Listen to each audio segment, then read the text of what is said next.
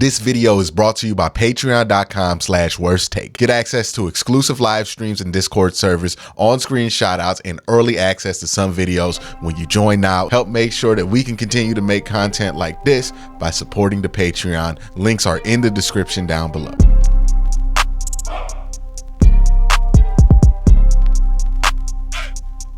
Usually I have a game plan on the post-game day days where I usually have like a Q&A, a post-game Q&A, but I felt like an audible was necessary here in the game plan. A little bit of an adjustment because like I think Browns fans, especially those of you who come to my channel, and I'm thankful for every single one of y'all, even though sometimes I argue with y'all, I think we all just need to process what happened, because the one thing we're all going to be able to agree about from Monday night is that shit was a lot. I mean, like, there was a lot that went down in that game. A lot of stuff that's really hard to grapple with, and a lot of stuff that makes you unsure about the future of this Cleveland Browns team. First thing is first, Nick Chubb has a gruesome injury. I have refused to watch the video of that injury because I'm pretty sure I know what it looks like.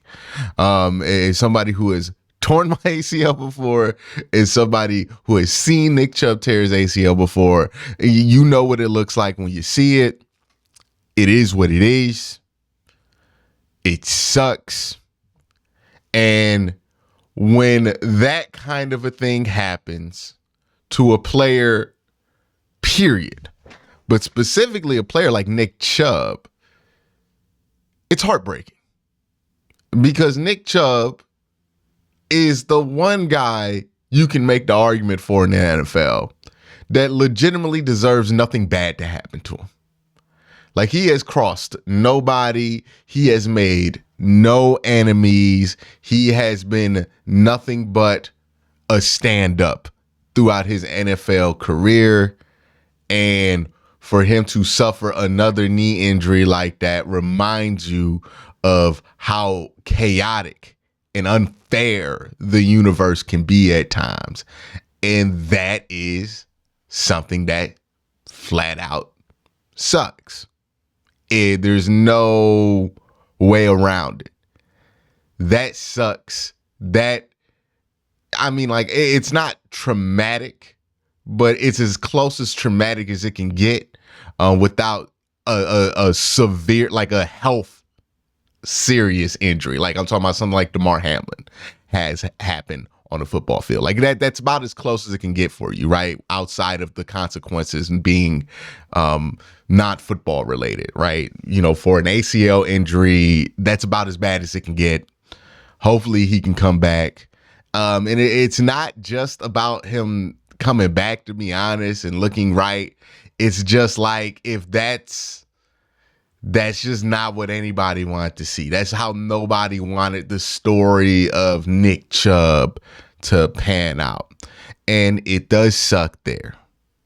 The other thing that happened in that game was Deshaun Watson, because the second Nick Chubb went out, all eyes became focused on Deshaun Watson, because now there's not this enigma there to take up all the attention, right? Usually when Watson's struggling, we just go give the ball to Nick Chubb, get the ball to Nick Chubb, Nick Chubb makes something happen.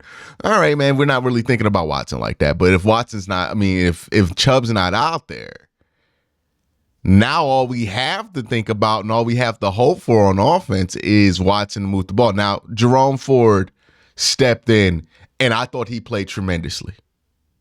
I think that's going underspoken about. I don't think enough people are talking about that. I don't think enough people are giving him his credit. I believe he had 16 carries, 106 yards, was responsible for both the touchdowns in the game, caught one of the touchdowns as a receiver, and basically ran in the second one, even though it got called short at like the inch line. Played tremendous, made a lot of things happen when there wasn't a lot of space. And the Browns offensive line wasn't necessarily winning the line of scrimmage battle.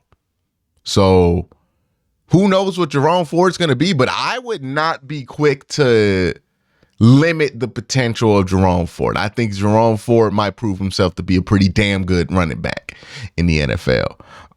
That doesn't mean he's going to be Nick Chubb. Nobody can be Nick Chubb other than Nick Chubb, but it does mean that, you might still be able to have a really good run game with Jerome Ford back there, who, also I want to give credit to, and I want to make sure I go out of my way to give credit to, because it seemed like people went out their way this year to dismiss and disrespect him.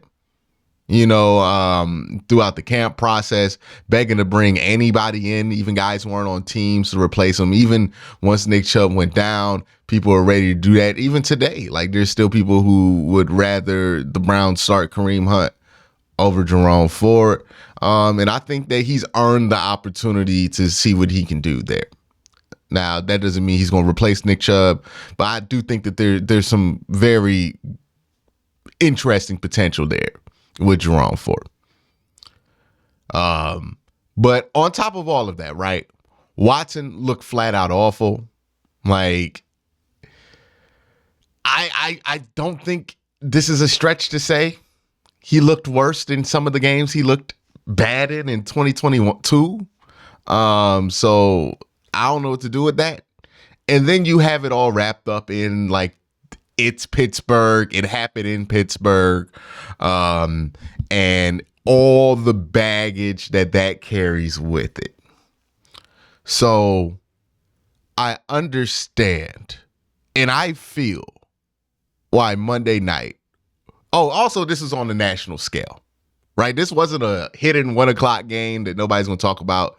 This is on a national scale. Everybody's going to talk about this. Everybody's going to talk about Watson's money.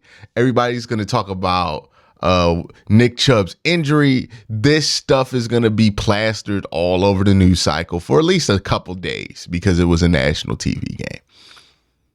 It's a lot to deal with.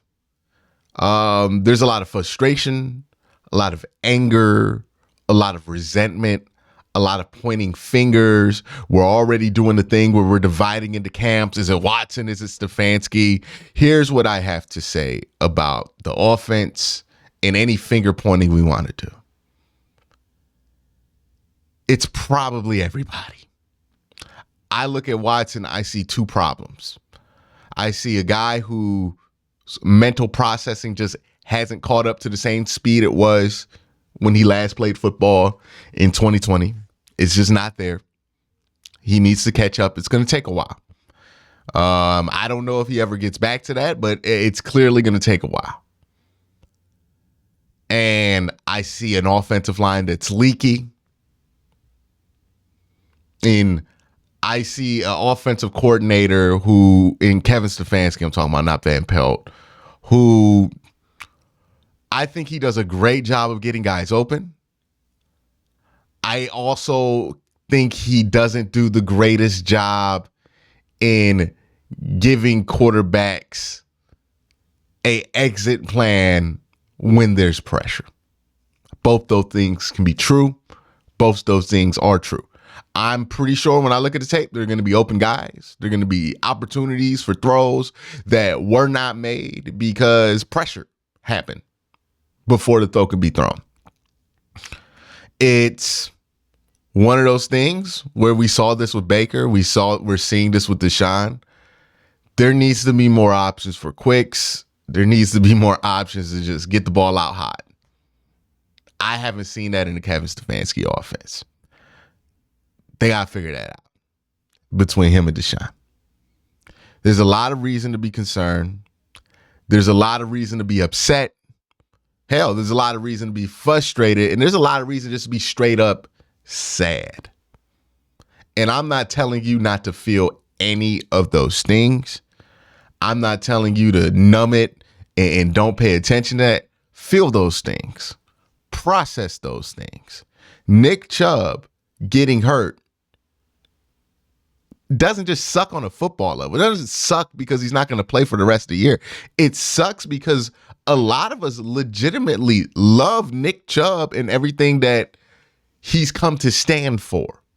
And watching him go down, that was horrifying. Allow yourself to feel that anger, that pain, all that. Allow yourself to feel that. Deshaun Watson looking terrible looking like how he did those 6 games, well, some of those 6 games in 2022, I mean, that was awful. That was not encouraging. You should not feel encouraged. You should not feel like giving the offense the benefit of the doubt. You should be upset. You should be frustrated with that. That's okay to feel. But also, it's okay to acknowledge that it's just week 2. I feel these things right now. I am sad because of this thing. I'm going to try to process those things.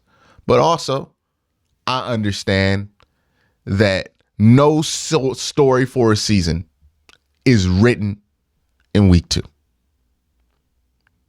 A lot of teams have had hot starts and have stunk. A lot of teams right now that are 2-0 and on the moon are going to stink. A lot of teams that are 0-2 and in the mud are going to be great. The Browns are 1-1. We need to process everything that happened on Monday.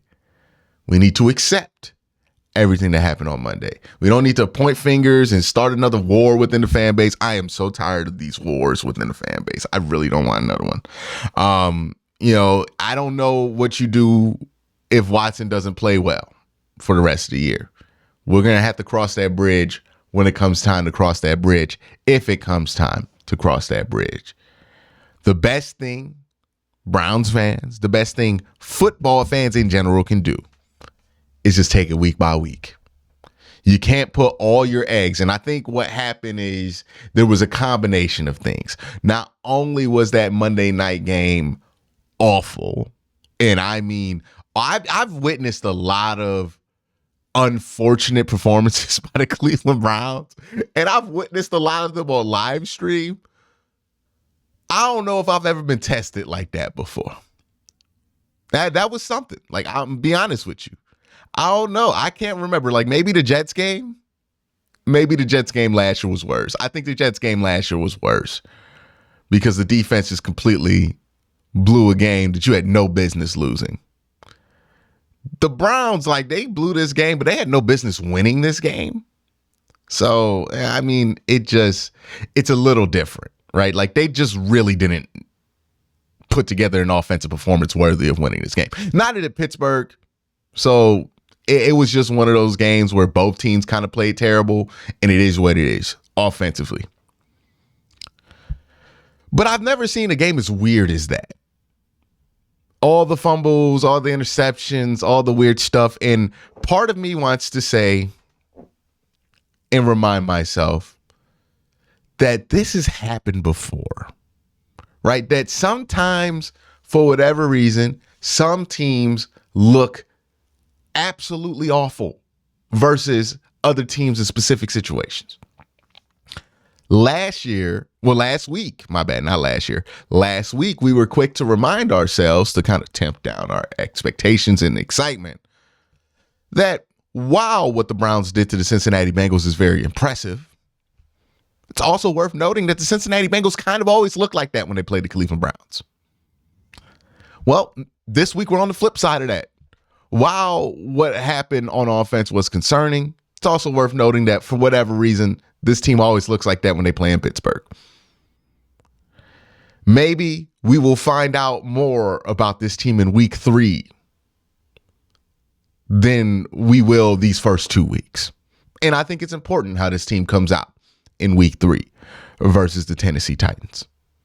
I think it's important for this team and the fan base to be able to turn the page and say, hey, look, first 2 weeks, one great one, one bad one, it's a wash.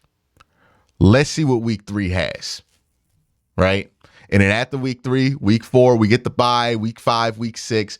We just got to take these games week by week. And by November, we'll have a real good look at what this team is and what this team isn't offensively, defensively, and on special teams. But the uncomfortable truth about this is that there's just a lot of uncertainty. A lot of people are uncertain about the run game, even though Jerome Ford did have a really good game.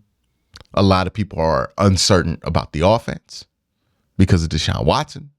And quite frankly, everybody's concerned about Deshaun Watson's ability to consistently be a good quarterback, because the struggles have gotten to a point to where I'm concerned that he just might be inconsistent. Even if we get a good game, we're going to know the bad games around the corner. And unfortunately, that's a lot like the situation that you traded 3 first-round picks to get yourself out of. Again, it's week 2.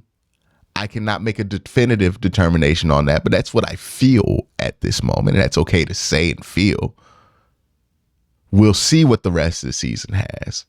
If he puts up 3 great games in a row, we're all going to be quiet and be happy and all excited. We're going to be moonwalking to Vegas again. If he doesn't, then we'll be right here talking like it's 2021 again. But hey, it's week 2. There's time for things to get better.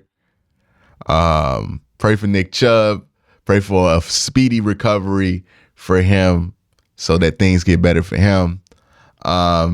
And let's see what this team has in the upcoming weeks. So that's what I wanted to do today. That's what I wanted to talk about. Instead of just breaking down the football and keep pushing the buttons of should you be angry and who you should want fired, because I know you're going to get a ton of that. There is no shortage of people in this town that are going to try to make you point the finger and get angry and get you whipped up in a rage, and have you shout unpleasant things at these players or whatever it is. There's no shortage of people who cover this team, who are in this media market, that are going to be willing to do that. And if that's what you want, I'm probably not the guy for you. I'm not going to whip you up into a frenzy and tell you that, there's one simple solution for this, and that's if we get rid of one specific person. There's not. I like to talk about the football. I like to talk about the reality of the situation. And the reality often is that when things look this bad, it's not just one person. It's not just one element. It is a group effort to suck like this. So it's a group effort to fix it. I make this video to give you something different. I make this video to not just give you blind optimism, because there's also going to be people who are like, hey, man, it was one game. Don't worry about a single thing, and kind of insult your intelligence as if you did not watch what happened on Monday night. I'm not here to tell you what happened on Monday night was not bad. It was bad in every direction for the offense. It was bad. Not good. You feel worse about every aspect of the offense than you did coming into the game. I'm not here to lie to you. I'm here to talk to you. I'm here to respect you as a sports fan and to tell you I hear you. I'm feeling the same shit you feeling right now. Allow yourself to process it. Allow yourself to feel the grief of not having Nick Chubb for the rest of the year, and just the empathy for him going through that kind of pain, that kind of injury. Allow yourself to feel the confusion and the frustration of the offense still not having it together after an off season in 2 games. Allow yourself to feel these things, but also allow yourself to remember it's week 2. Find where your mental space is going to be after that, and find not a way to be optimistic, but find a way to not let this dominate you mentally. You know what I mean? Like, just try to find a way to not be overly negative, overly positive. Just find a way to be at peace with the game on Monday and hope for a better result this Sunday. You know what I mean? Like, I don't want people to lose their minds over this, even though it was bad, even though it was not great by any stretch of the imagination. So hopefully y'all understand the point I'm trying to get through. I'm be honest, I don't feel like I've communicated it super well at the end here. But hopefully some of y'all get what I'm trying to say here and what I'm trying to push through. Love yourself. Love the Browns. Love y'all. Y'all have a good one.